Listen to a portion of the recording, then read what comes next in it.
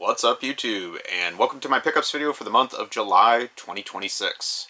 This was a big month for pickups. I had a lot of travel and con I went to, and also just a lot of random finds locally and on eBay and things like that. So definitely a hard month on the wallet, but I got a lot of really cool stuff and just a lot of neat things and stories that kind of went with that to share. So kind of walk you through my month. I started off the month on vacation. I did a very long trip to North and South Carolina, hitting a whole bunch of different cities and visiting minor league ballparks out there. Did a similar trip last summer, and just because there's so many minor league stadiums in North and South Carolina, I needed another week to knock out another batch of them. So have completed all but one in those two states, which is pretty impressive considering how many they are and how big those states are. But did a lot of game hunting while I was out in the Carolinas. I visited a few parts of South Carolina that I'd never been to before. Got to see some game stores and things out there that I'd never been to. And then also hit up a few that had been good to me the prior year as well. I visited the Limited Run game store, which I'd been to once before also while I was out in Cary, North Carolina, just a suburb of Raleigh. And then once I got back from that trip, I had a work trip to Omaha in the middle of the month. Got a couple things there. And then just last weekend was the MoGameCon, which is my local con here in St. Louis, Missouri, and got something at that as well. So with all that travel and conventions and all that kind of good stuff, let's go ahead and see what all I grabbed. First thing was from the Limited Run game store in North Carolina, the physical location for retail. And walked around the store quite a bit. They had, you know, a big selection of all their releases over the last few years. They hold back quite a bit of merchandise, believe it or not, and they actually have a lot in the store that you can just walk up and buy. And one thing that stood out to me was the Gradius collection for PS5, Gradius Origins. This was one that I skipped when this came out for pre-order, I think late last year. I'd bought most of the other Konami collections that they had put out, like Castlevania and things like that, but this was one I skipped, because I really just am not a huge Gradius fan. The series has got kind of some peaks and valleys, but overall I just find the series just, I don't know, it's not my favorite shooter series by any means. I'm not huge into horizontal shooters overall. But that said, I looked at what actually is included in this pack. This one has a lot of unique titles, some stuff that wasn't on prior Gradius collections, and also a newly reimagined Gradius arcade game that M2, the developer, put together. So that was ultimately what sold me on this version of the collection, and they had a few different covers you could choose from, but I thought this one kind of had the coolest cover. Once I got home, I played it quite a bit, and I made the conclusion I still don't like the Gradius series that much. So even with that new title and some of the ones I'd never tried before, they didn't really win me over. So anyway, kind of an impulse purchase because I was in the store. It was the only thing I ended up grabbing, but I don't know that I would have bought it otherwise, and I kind of see why I passed on it the first time. So anyway, that was all I got at the Limited Run store. Then I went to a few other places in North Carolina. There was a store that was outside of Charlotte that I stumbled on last year, and they had a really good selection of all kinds of games for all kinds of different systems, but they also had, you know, tabletop games and other stuff in the store too. It was just a really big store that was very focused on nerdy type stuff. And so what happened this year was somebody had traded in a truly massive TurboGrafx-16 collection, and nearly all of them were complete in the outer box, which is something you very rarely see. Probably the most complete in box, cardboard box TurboGrafx games I've ever seen in one location. I would say even including cons and things like that. So I did some talking to the store. I went through them all. I mean, if I had infinite money to spend, I would have bought a ton of them, but I had to be really choosy. And I settled on Parasol Stars, which is one of my favorite games on the TurboGrafx because I like the Bubble Bobble series so much. And what's interesting about this one is this never had an arcade release like the other games in the series. This one was straight to the PC Engine, and then obviously TurboGrafx that Working Designs brought over here. I've had the game for years as far as like a complete encased copy, but I never had the outer box, and because it's a Working Designs release, I also wanted that for the Working Designs collection. So just really cool to have this with the full frame artwork on it, and it gets me a little closer to the Working Designs set with all the outer boxes, which is also a pain to complete. So really happy to get this. They had some other just truly top-tier TurboGrafx games in the collection they were selling. Really, some of the prices were not horrible. They were all a little below market at least, and I think, you know, condition-wise, it was a really nice thing for somebody going for a full set. I asked around at the store, like, you know, what was the deal with all these? Like, where'd they come from? And he said, actually, somebody had come in last August and traded in this nearly full TurboGrafx library because they wanted to go on a vacation, and they used all the money on a vacation. And so what was interesting was that, like, I was there last July. That stuff wasn't there. It got traded in last August. Here we are nearly a year later, and it seems to me like there's still an absurd amount of it still left, which is really surprising that much hasn't sold yet. So I don't think that would last on the shelves here in the Midwest, but maybe out there there's just more turbo stuff. It's not as remarkable to see. But what was funny is I was poking around on the store website, and I found some of the listings for some of the games that had already sold, and apparently there was a complete Magical Chase in the selection. I think it said they went for $18,000. So somebody got a gem for their collection on that, but that would have been way out of budget, so it's not like I'm remorseful for not getting that one. But anyways, I digress. So then I made my way into South Carolina, started hitting some of the game stores there, some I'd been to, some I hadn't been to. Went to a really neat store that was outside of Greenville, South Carolina, and I can't remember the name of it off the top of my head. I'd been to Greenville multiple times, but I'd never seen this store before.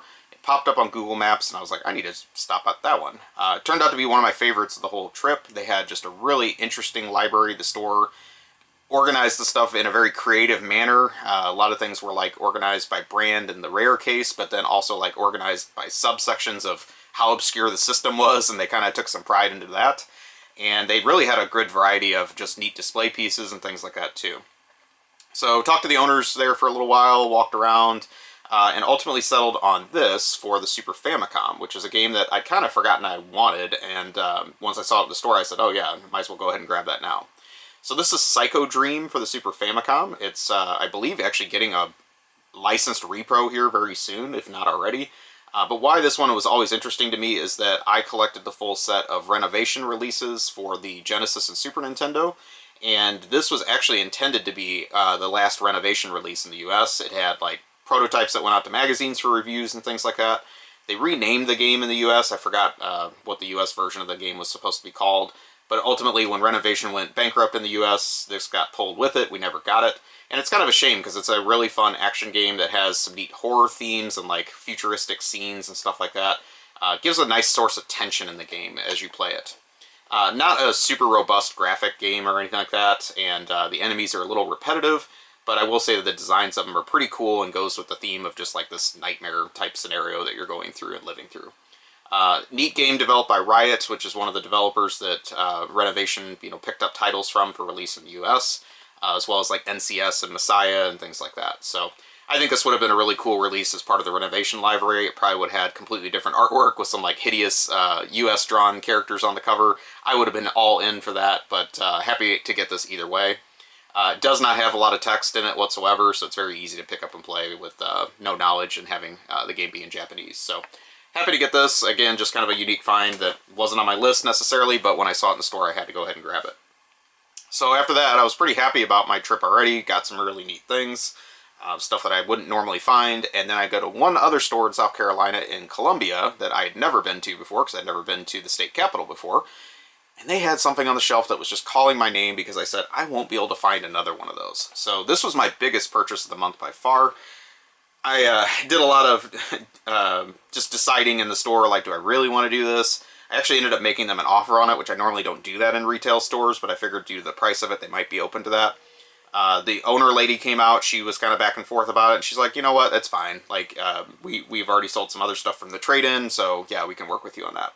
So what I got was a really pristine, complete in box copy of Wild Guns on the Super Nintendo. This is the original Natsume release, not the repro. And what really attracted me to this particular copy is it had the original shrink wrap on the box. It's been opened, obviously, but the original shrink was preserved.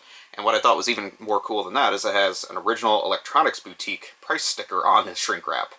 So you can tell that this game flopped originally released even at the low price of $44.99, and they had to mark it down to $34.99 to get somebody to buy this. But the original owner took great care of it. The cart and manual are in fantastic shape. The box is in really good shape. And I asked what the story was on this one as well, and they said that it was like a 70-plus-year-old guy that came in that bought this and several other Super Nintendo games new, as well as the system, was cleaning out his closet, decided he didn't need them anymore, and they all got traded in. But it was kind of interesting to see Super Nintendo stuff that was owned one owner by an adult collector even in the 90s, and then now that they're much later in life, I guess they didn't need it anymore. But really neat to find this in such a good condition.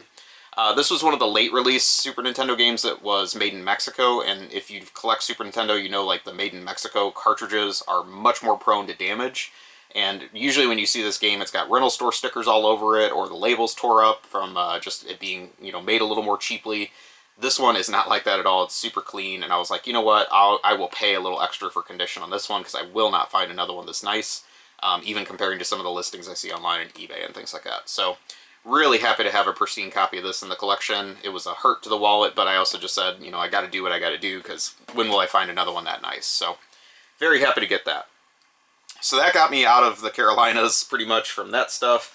I get home, I think I'm pretty much done buying for the month, and then other things just start finding me throughout the month. And so I get on eBay one day, I find a guy that's selling a whole bunch of complete-in-the-box Game Gear games, which you don't typically see those complete, and he had one that I've wanted for years complete. This one has been a real pain to find, and it's in pretty good shape. That is Magical Puzzle Popples for the Game Gear by Tengen in the US. This one is a pretty interesting story behind it. It's an action puzzle game, plays on a single screen design, but has some neat like puzzle elements to it. And it's really fun and addictive to play. And if you look up the history on this game, there's a reason why this is so much into my interest. So this was actually developed by MTJ, he goes by. You see his credits on it. And MTJ was actually the original creator of Bubble Bobble. And so this was one of his follow-up releases that got put out after he left Taito. And I don't think it was known for that, and it didn't really sell that well. But this did get a release in Japan, Europe, and the US. And this is the US release with the original box, which is incredibly hard to find. What else is very weird about this game is how Tengen released this game in the US, and I don't know the full story on this, but I truly believe there is no true US version of the cartridge on this. I think all the US packages got the Japanese release cartridge put in the box, and that was what came with this one. It has a US printed manual. It's different than the Euro manual. It's also in English and multi-languages, but the European cartridge looks slightly different. I've seen that one come up loose in the US many times as well, but there tends to be a lot of loose Japanese cartridges of this game in the US, and I've never ever seen one that has a true US label that matches this box. So I don't know if it was a cost-saving method or whatever it was, but for some reason, everyone seems to have gotten Japanese cartridges in these packages. The game plays in full English, so it's not a big deal, but the label itself has some Japanese on it, which is kind of strange, and I think, like, if I was opening this game new in the 90s, I would have said, like, did they make a mistake? Like, what is this all about? So regardless of the full story of the cartridge and why I haven't gotten completely to the bottom of it, I do know this box is incredibly rare and very cute, and so just happy to add this to the shelf. With all of the other Taito type stuff that I like. So then I thought, okay, well I should be good buying no more complete games for a while, and then lo and behold, a local store gets in a huge trade-in of NES complete in the box, really obscure titles in really nice condition. And all the true like A and B tier like real rarities that were part of this collection, because I think it came from a full set, had already been sold off piecemeal, and so basically they took like all the mid-tier stuff and things that they didn't want to sell off individually, traded it all into my local store, and then my local store was piecing it out and selling everything individually.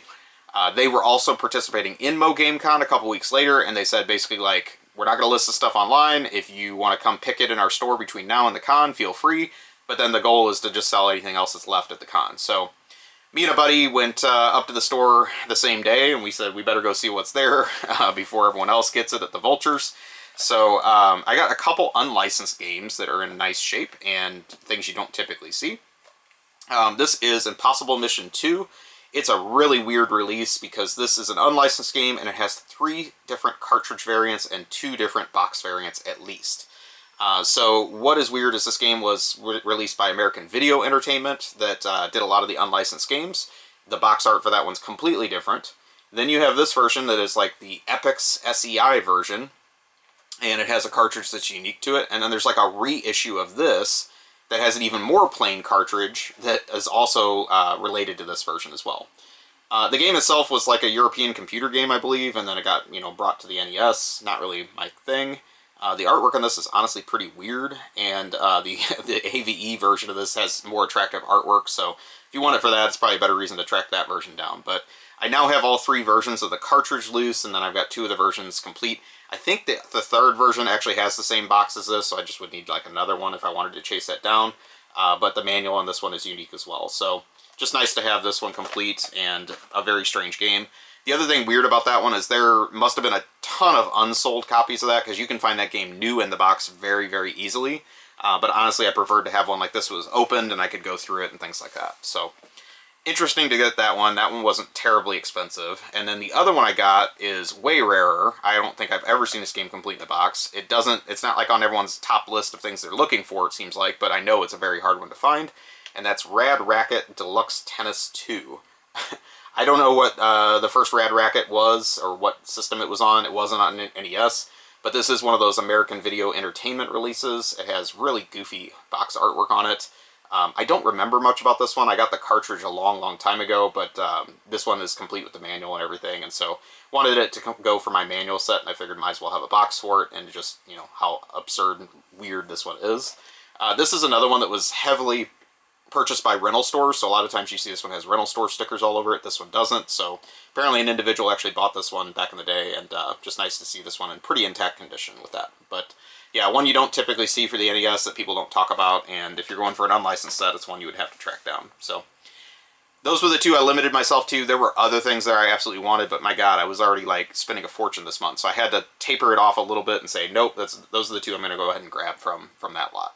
So that got me towards the end of the month at that point. At that point, one of my limited run pre-orders showed up, which was Capcom Arcade Stadium for the PS4, not PS5. I guess the thought was that it plays in both, so this would appeal to a wider audience. This is a collection of like 30 Capcom arcade games from the 80s through the early 2000s. Honestly, stuff mostly that they've been repressing over and over and over in various packs for years. I think the deal was it was like mainly designed as a modern front end, and then they could just make you pay to download all these games online. I never did any of that. So this is a nice collection of those that Limited Run got the rights to put out physically, which was good. What was annoying about this one for a couple reasons was that Limited Run had this in the store that you could just pick up and buy when I was there in early July, but then me that pre-ordered this like 6+ months ago had to wait till the end of the month to get it in the mail.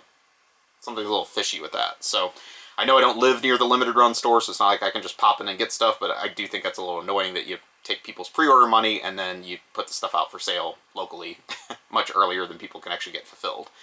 So that was annoying. The other thing that was annoying was this was a full $60 release. I don't really know why. I also pre-ordered Volume 2 and it was like a $45 release, so maybe they realized their mistake. But it's not really worth 60 bucks, to be honest, with what all's on here, because so many of these games have been rehashed so many times. The one thing I think that was kind of unique to this one is it has Pro Gear, which was a early 2000s shooter that Cave developed for Capcom.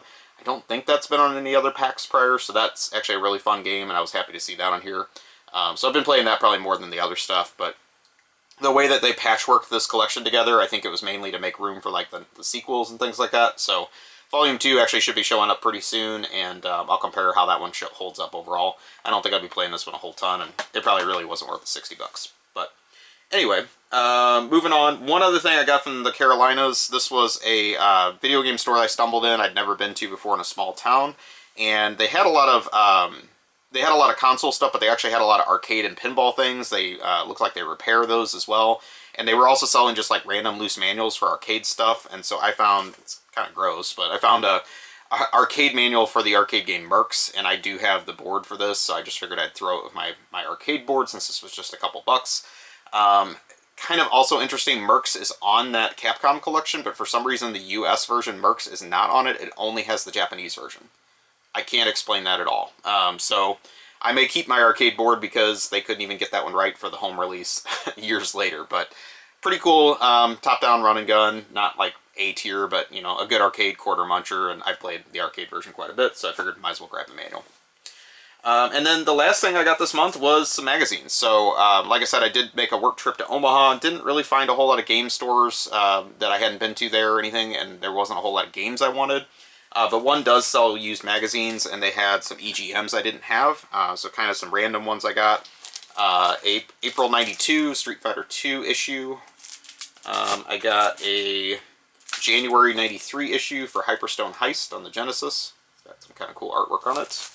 And then I got May 93 another Street Fighter 2, but this is the Championship Edition cover, just as we were, you know, in full hype mode for the Street Fighter series mode. So nice to get those overall from that trip and bring those back. And then at the very end of the month, last weekend, I went to MoGameCon, like I said. My local con, I've been going to it every year probably since it started, and this year it just really wasn't a whole lot I wanted to buy. So thankfully, I'm not complaining, I got out of there cheap, because after the month I had, I didn't really want to spend a whole lot of money at a con. So only got one thing, and it was another EGM, and it was the August 95 issue with Mortal Kombat 3 on the cover. Got this from a local vendor that was just had a few random EGMs, and this was the only one I needed from what he had. So wasn't a whole lot of magazines at the con this year, unfortunately, but just nice to find at least that and see a whole bunch of people that I know and hang out for a few hours and things like that. That was really what it was more about than anything, but thankfully for my wallet, I did not blow a ton of money at the con. So that all being said, August hopefully will be a little more tame for me, but hopefully you enjoyed. It was definitely a heavy month, and had a lot of stories to go with the games, so hopefully you're hanging in there. Thank you very much for watching. Please take a moment, like, comment, subscribe, let me know what you think, and I will talk to you soon. Have a great day or night, wherever you are.